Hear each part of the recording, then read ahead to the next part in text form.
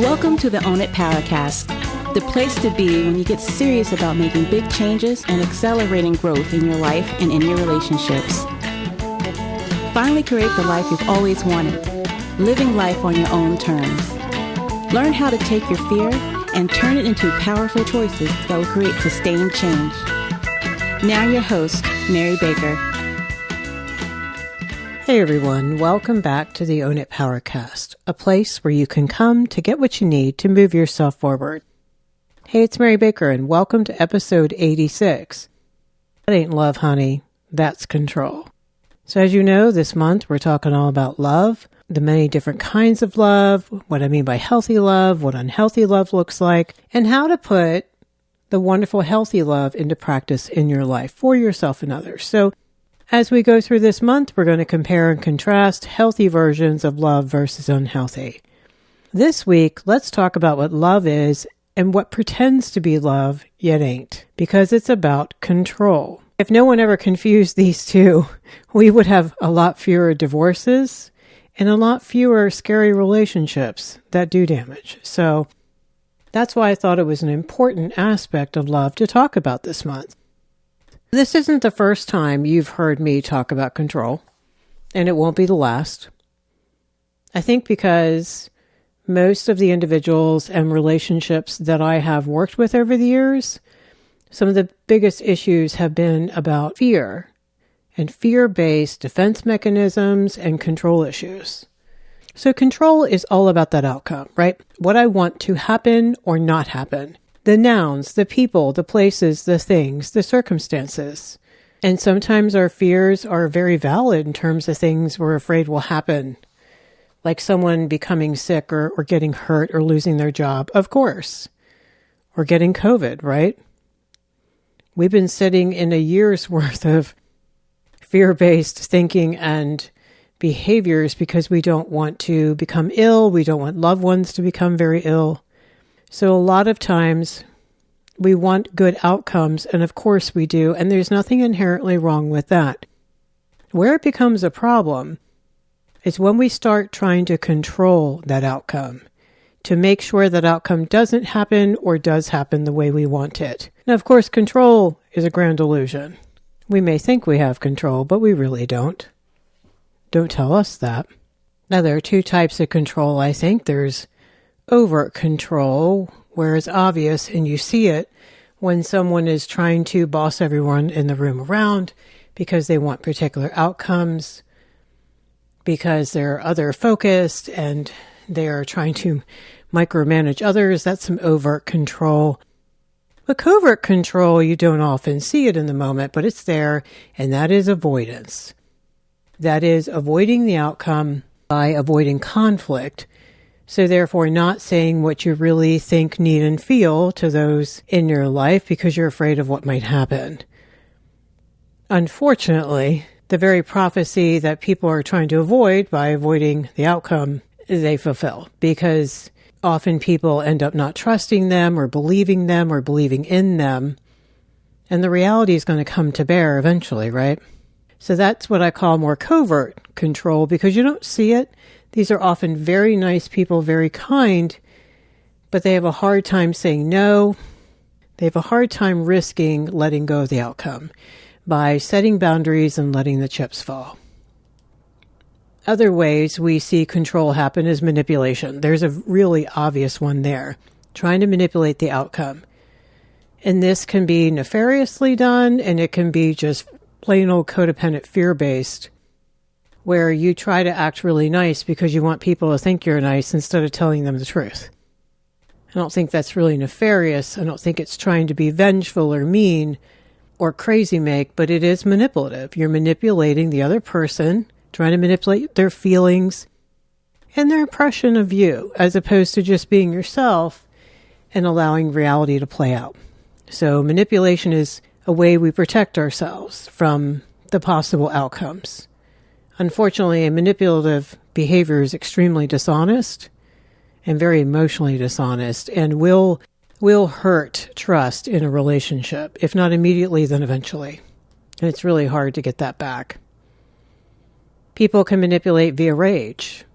They will, quote unquote, show you, do not confront me, don't set a boundary with me, don't bring that up. They'll use guilt, try to make you responsible for their feelings, for their well-being. How could you? They thought you loved them, that kind of thing. That's all about that outcome. And, the healthy opposite of that is them accepting whatever you feel or whatever your truth is. Rescuing is another big one. Love is not rescuing, folks. Even in little ways, we're rescuing ourselves from the reality. We're not really rescuing others. We're avoiding conflict again. We're avoiding the harsh truth we fear might be revealed if we let go and allow others to sit in it. So we cushion their bottom and we cushion our own. Because guess what? You're going to be sitting in it too once you let go. You'll be sitting in the consequences of their immaturity, perhaps, maybe their abuse, their addiction, their avoidance, their irresponsibility. So rather than face that truth and understand if this is a partnership relationship, you picked that person, and what's that about? And or maybe it's your child, and maybe your parenting comes into question because they're a mess. So either way, it comes back to the self as an identity piece, which is why it is so hard to not want to rescue and people please. Let's try to fix everyone else so we don't have to look in the mirror, so we don't have to sit in some god-awful truth sometimes. Okay, so those are some forms of control. One of the nastier ways that manipulative behavior happens in romantic relationships is called love bombing. You've probably heard of it. Just wrote a blog post on it this week, so you can check that out if you want more details. But basically, really just over-the-top compliments and gifts and showering you with praise and blowing up your phone and being really needy and just there, and just how exciting that is, right? Especially if you haven't gotten a lot of that in a long time, you're going to be soaking it up. But that constant FaceTime, that constant connection is a way to wear you down. You can lose yourself. It is a way to eventually control you. So if you have that going on, if you see that, even in a friendship, friendships can happen that way too. It's not romantic love bombing, but it's the constant attention. If it's too good to be true up front, walk away. That's not realistic. It takes time to get to know someone. And it takes even longer to get to know and love someone over time, in reality. All right. So another way someone is being controlling is they underplay your experience by lying or accusing you of being overly sensitive, especially if you bring something up. Like if you're upset about something they told you last week, they'll deny they even said that. They'll kind of crazy make, like, what's wrong with you? So you end up second guessing yourself all the time for what you think, need, and feel. And maybe even your memory of what happened last night. So what they do is they try to mess with your head so you don't trust yourself. Because remember, our subconscious, like we've talked about, believes what it hears and sees and what it's told over time. If they're with you all the time and that's all you're hearing, they're questioning you, you start thinking, God, am I too sensitive? Maybe I'm making too big of a deal out of this. And you don't have a good frame of reference. And that's why I always tell people, make sure you go run this by some healthy people and see what their thoughts are. Controlling people like to create drama, right? They like to divert, distract, deny. So if you had a big good thing that happened to you, maybe at work or somewhere else, they'll change the subject and maybe sulk about something that upset them to divert the attention, or something that they think is fabulous about themselves. So they can't handle just detachment and empathy and saying, wow, I'm really happy for you. That's really wonderful. They can also do the one up, one down in relationship with you. They love to sabotage your connections with others, talking smack about you behind your back, embarrassing you in a group setting. Another big way that people control is they want to isolate. They need to isolate you, in fact, because the last thing they want is for your good friends to say, what the hell's going on? For your family to say, hey, I don't know if I like how they're treating you, or we never see you anymore, or we don't see you as happy, or you look tired, you seem anxious and stressed. You've dropped your hobbies. Because other people who love you will notice those things. And so your partner's not going to want you to have exposure to that. In fact, what they'll do is slowly and surely turn you against people close to you so that you only have them. There's much been written about that in abusive relationships. And then here's the double whammy is your friends just after a while don't want to hang out with your partner because they're just not comfortable, but yet they want to love and support you, right? So they don't want to be a jerk about it. So it's unfortunate because then the bottom line is you end up isolated, and that's the worst thing that can happen. No relationship should exist in isolation, whether that's a marriage, a friendship, families. We don't grow and we don't thrive and we don't get nurtured and we don't get loving accountability in isolation. The other way that you might notice control in another person is they intimidate you. They're always trying to undermine you or act superior. You know, a lot of people run into this in a work situation where like a coworker could interrupt you when you're trying to give a presentation or when you're trying to talk to someone else. Or maybe a supervisor or a boss who, you know, kind of belittles you in front of others. Not good. That's intimidation. The other thing that we don't think about often is like veiled threats. Like when people use humor, try to mess with you, try to threaten you, like, you got to do this right now. And they're like, oh, I was just kidding. You're being way too sensitive, right? What's wrong with you? They were just kidding. It's a veiled threat oftentimes. Now, of course, there are other behaviors this person is doing, but notice how your gut feels. They'll make you feel belittled for like beliefs that you hold. Maybe it's your faith, maybe other values that you really hold dear. I mean, it's great to be challenged, but not belittled. Again, that's a way of stripping you of parts of yourself, and that's the last thing you ever want anyone to do. Someone who cannot honor and respect your beliefs and values shouldn't be in your life. So Martha Beck, one of my favorite people, writes, the statement, I can't survive without you, reflects not adult attraction, but infancy, a phase when we really would have died if our caretakers hadn't stayed close by, continuously anticipating our needs. She said the hunger for total nurturing usually means we're in the middle of a psychological regression. I agree with her. Feeling like abandoned infants who need parenting now. If this is how you feel, don't start dating. If this is who you're dating, please leave, right? You're not ready. We have to heal our childhood wounds before we visit them, because we will visit them on our adult relationships. And so controlling people need to merge with you. Not healthy. That's why there's lots of conflict. There's lack of healthy separateness. So the conflict might be every week, might be every 3 months, but you can guarantee the same issues are going to arise every time we argue because they're not resolved. Which brings us to boundaries, right? There aren't any. With controlling people, they're blurred. Control and boundaries are like oil and water. When there are no boundaries, responsibilities are blurred. Their self-created chaos becomes your chaos. If someone really loves you, they wouldn't want to drag you through it. They would take care of their own stuff and they would not want to put that on you. But when you think about it, this is all just really a fantasy bond they have with you anyway. And whatever you do, don't blow the illusion, right? Because when you blow the illusion, that's when bad things can happen. When people start feeling like they're losing control, it's not a pretty sight.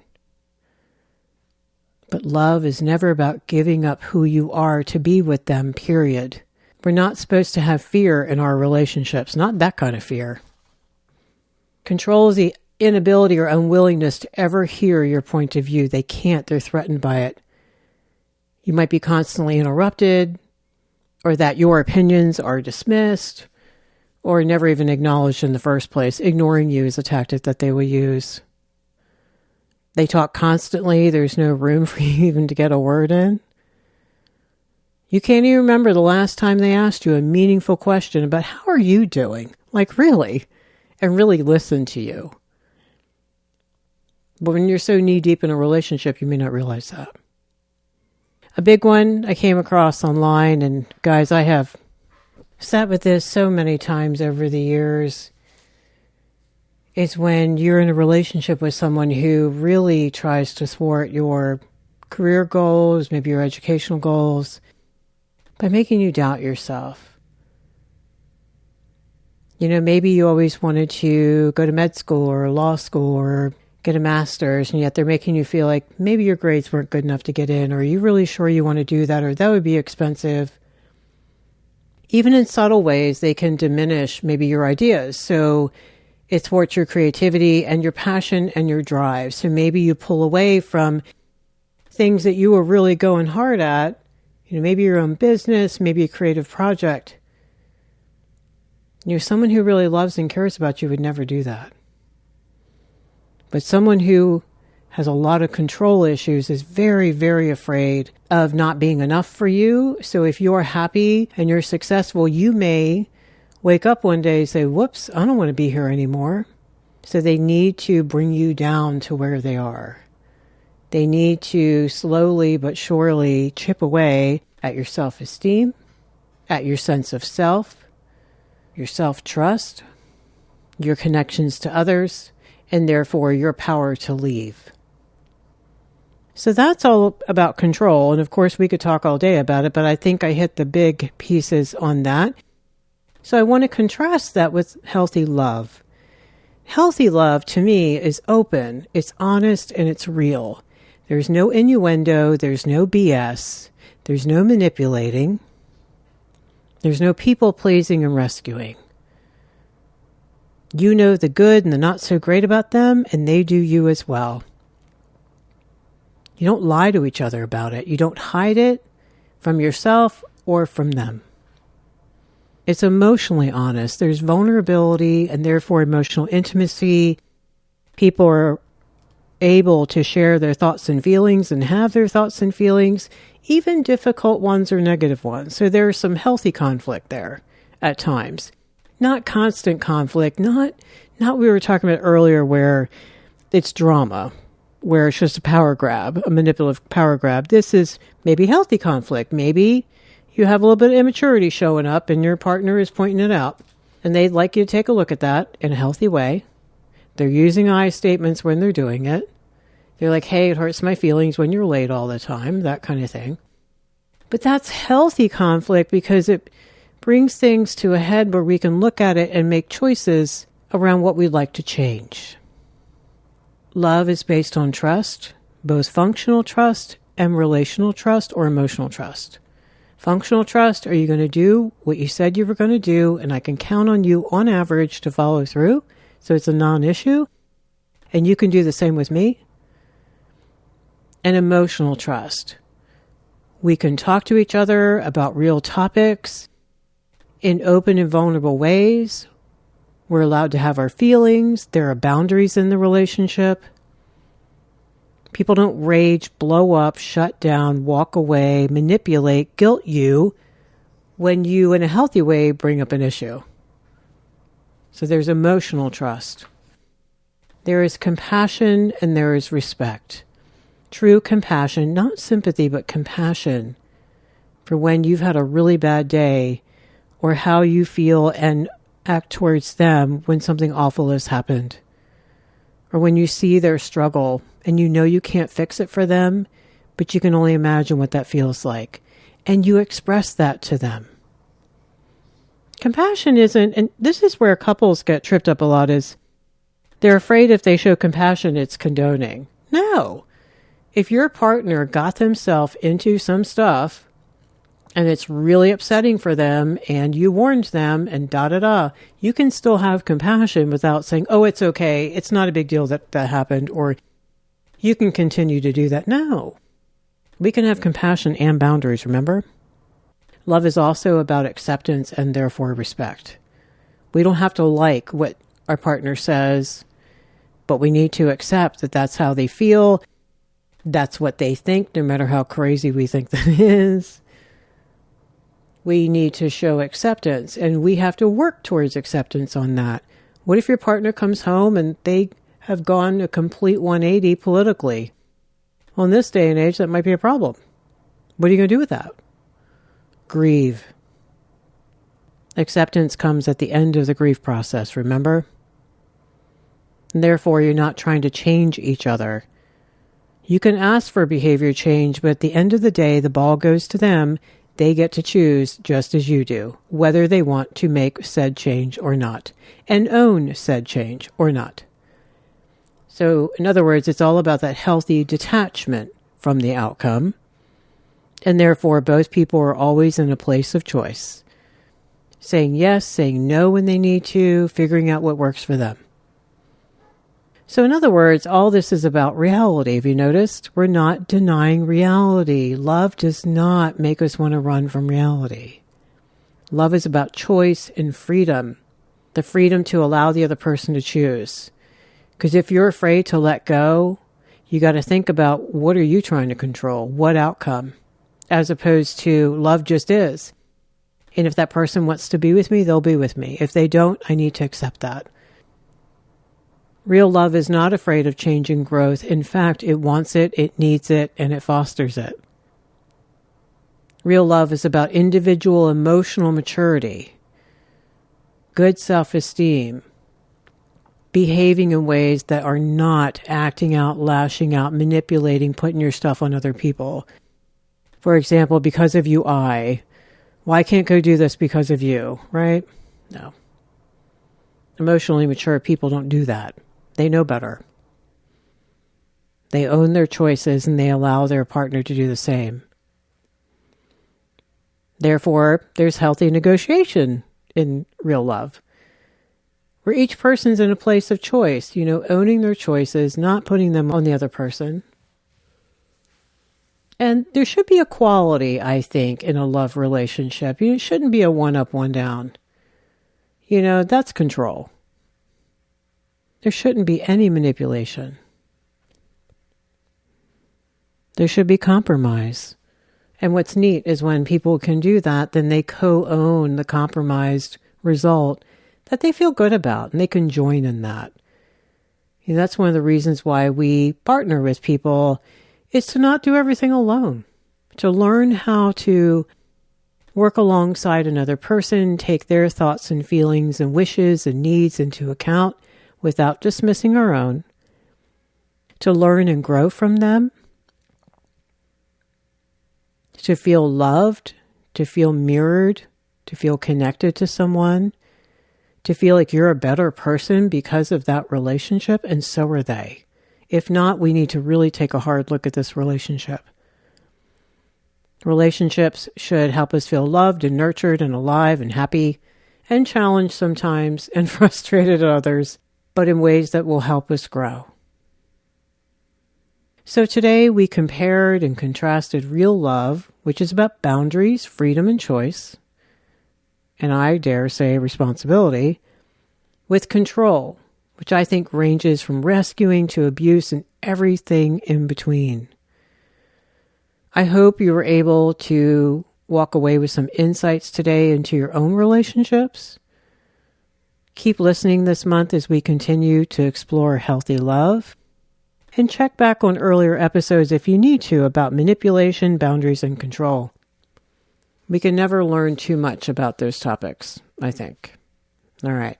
Thank you so much for joining me today. May you feel loved this week.